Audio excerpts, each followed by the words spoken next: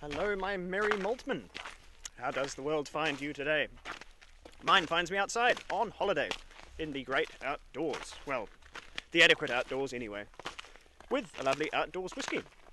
And as Sam does his very best to keep the camera level, we'll go and settle somewhere where we can have a bit more of a focused chat on what we're drinking. Come with me. So what have we got? As you can see, it's one from Cadenheads. I do hope I'm in shot. And somewhat appropriately to the theme of the great outdoors, it's a Ben Nevis, 22 years old, from what I thoroughly suspect is a bourbon cask, but which the label will probably tell me.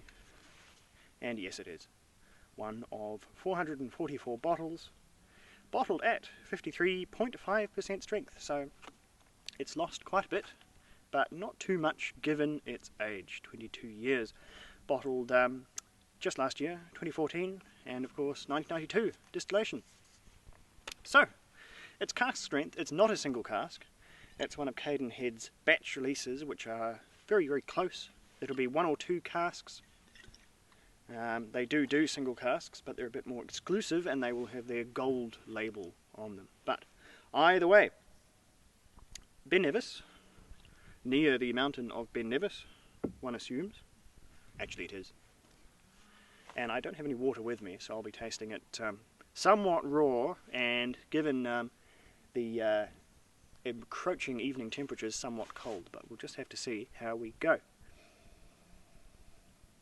And it's a very heavy nose. Ben Nevis often crops up as a sherried whisky, something like, maybe a bit like an Arbeleur, maybe a bit more like an Edredor, I would say. Probably more Edredor if you were looking to put it in a particular ballpark, but Ben Nevis, it's always a very robust whisky. I don't think in my life, not that I've tasted a great many, have I tasted a light style of Ben Nevis. It's always a heavy whisky. It's always a very deeply charactered whisky. So if that's your thing, then it might be one to look into. But yes, a straight bourbon, not so common. So I'll expect a slightly lighter style of Ben Nevis, but certainly nothing too crisp. Let's see. Lovely and dark on the nose. Nice melty chocolate, a bit of sort of warm dried fruit, maybe banana. I'll cheat and look at the notes.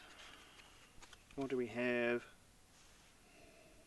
Oh yes, chocolate and banana and cherries, which I'm not really getting cherries. Possibly it's a bit too cold for the cherries to come out to play, but we'll see. So what's on the palate?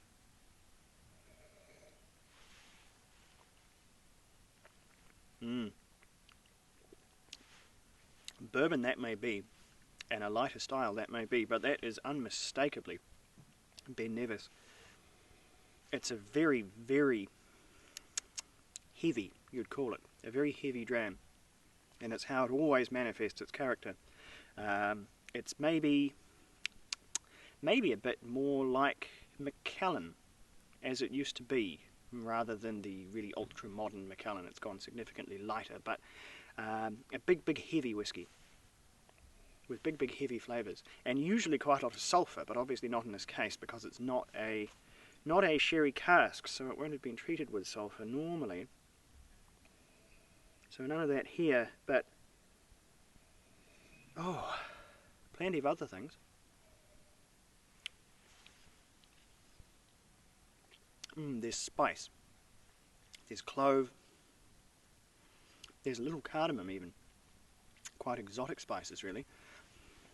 That melty chocolate is still there, but it has a bit more competition. The banana I think has gone away. If I had water to tease these out a bit, I think it would be so much easier to taste it properly, but no, maybe it's still there. Maybe it's still there. A bit of just lolly banana sweets maybe. Deep, dark, rich, and obviously really rather strong. There's a really significant burn there, which is partially the strength and it's partially the character of the malt. Ben Nevis does produce one of the more raw and rugged, rough and tumble whiskies that you find. Which isn't a bad thing, it's just a matter of taste, what you really go in for, but it's certainly not your Glenlivet, I'll say that much. And the flavour, the finish I should say, medium to long on this one, certainly not disappointing. It gains just a little bitterness on the finish, which I think is the only thing that really brings it down in any way, and that steals some of the warmth and some of the sweet richness from the fruit and just sort of dries it down with that extra bit of bitterness, but in no way is it unpleasant. As for scores, oh, let's see. It's probably going to be another boring 7 out of 10, I think. I think given that it's 22 years old, it could have just a little more smoothness to it than it does. So that's the 7.5 gone, but never mind. No, 7 out of 10. I'll stick with that one.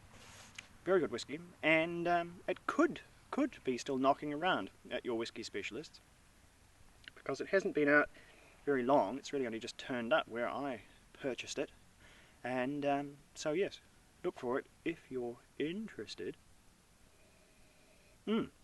Until then, this has been a outdoorsy episode of the Single Malt Review. Slange, and do check back.